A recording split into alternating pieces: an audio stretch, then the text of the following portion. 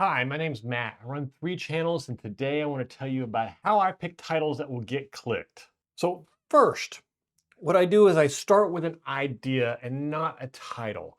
You really don't want to take a title and build an idea because then you may have a poorly designed video. What you want to do is you want to take an idea and build a title.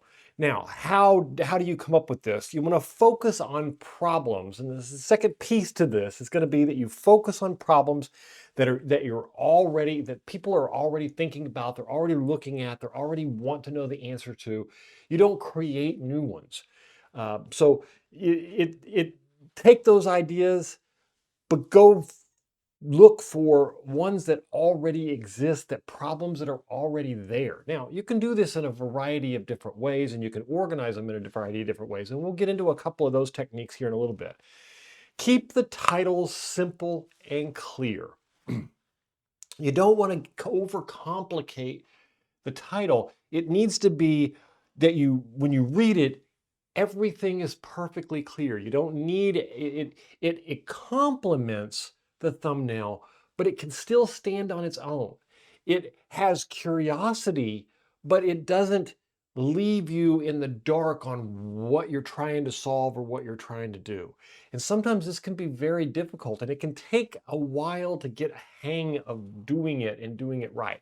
And some of us are better at it than others. This is one that I have struggled with for the last year, is truly understanding what people are saying here and how to build these titles that build the curiosity, that tell the right story, that leave enough out that people want to click on it to get the answer, but that don't leave you with a complete mystery that you don't care anything about.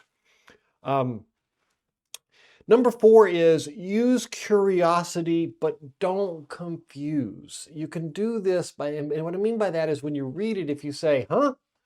Or, so you want to, huh means they're confused on what you're trying to solve. You need to be very crystal clear on what the problem is, and that you're either going to solve it or that you're highlighting it, or what really is the anticipated results from this. Um, and if you can't with their titles, then keep working at it, because it's one of these things that people just assume they can slap them together. They can slap a thumbnail, they can slap a title on and go. Occasionally you get lucky, but you don't get good at it. And YouTube is all about practice and learning. And as you learn, you get better at it. Well, if you're not practicing building good titles, you're never going to get good at it. And it's always going to be a hit and miss. And you're going to have a lot of really good video content go get missed because your title isn't done correctly or your thumbnail isn't done correctly. So make sure you use curiosity, but don't confuse with it. And um, for the majority of the rule is that broad beats narrow. And the reason that this is true most of the time isn't because you want to go broad and attract everybody. That's not the thing. What I mean by this is that you don't want to be so narrowly minded thinking that you focus on such a small item that only a few people are even interested, and then even fewer are capable of getting exposed to your video and making it very hard for your video to be successful.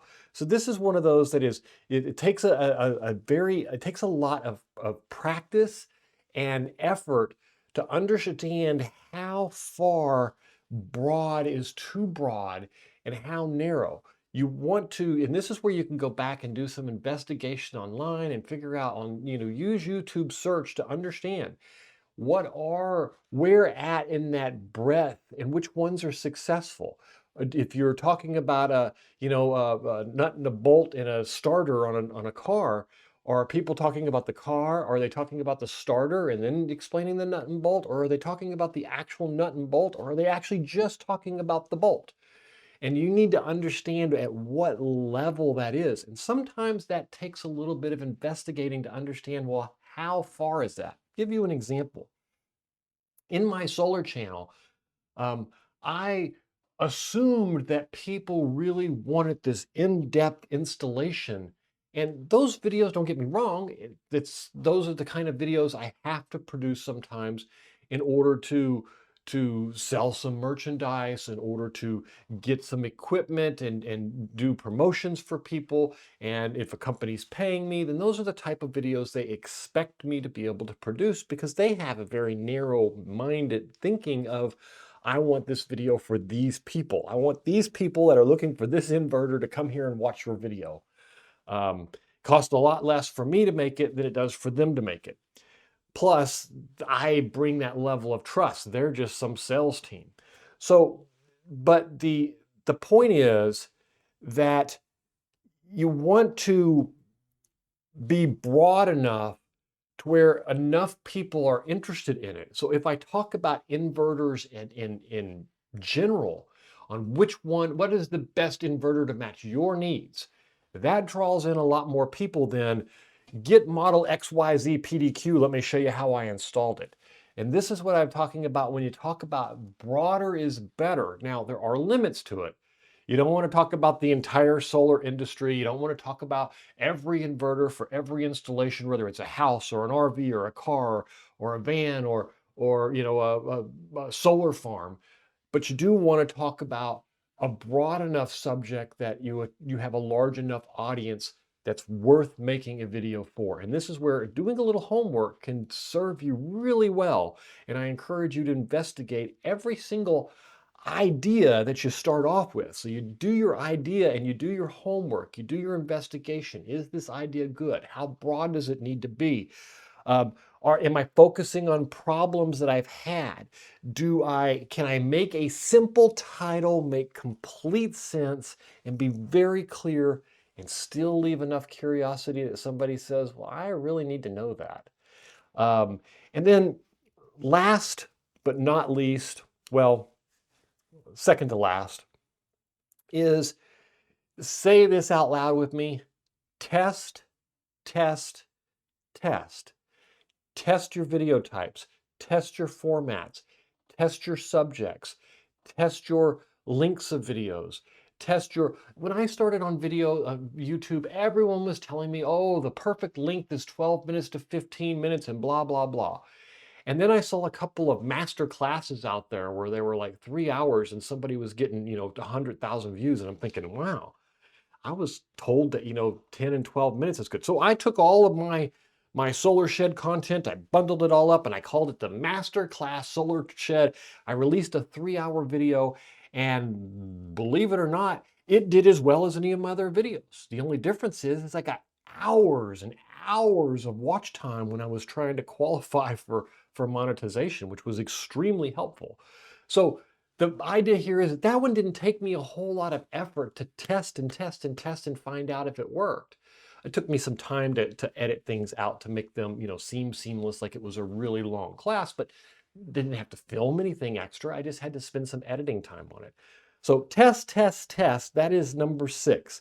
Number 7, the big thing that you can do is create a bunch of different titles and then start eliminating them. This one's no good, that one's no good. And I always do this over a period of multiple days. Never come up with a title in a few minutes and go with it, because 2 or 3 days from now, you probably are going to regret it. When you get large enough, you can use YouTube's A/B testing to do your titles and to do your thumbnails. The problem is when you're new and you're small, you don't have enough traffic for it to mean anything. You run this test, you wait 2 weeks, and then it tells you, sorry, I don't have any results for you. So my suggestion here is to come up with 2 or 3 ideas and then let them soak for a day. Wake up in the morning and read all 3 of them and ask yourself, is this solving a problem? Is it clear what problem it's solving? You should have already done your homework and know for a fact exactly how big of an impact these are going to have and what kind of people they're going to attack, and that you have a large enough audience. So they should already have cleared that round of it. But then you want to read the titles from a site and then ask yourself, would I click on this? This morning when I woke up, if I saw this title, would I click on this? And if the answer is no, keep searching. Don't settle on these few little things like this.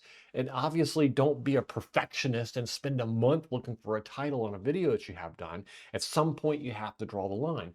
But don't just pick one out of thin air and send it out because you want to make a deadline of today. If it takes an extra day for the video to go out to get the right title, it could be the difference in a viral video, a pillar video, or a nothing burger.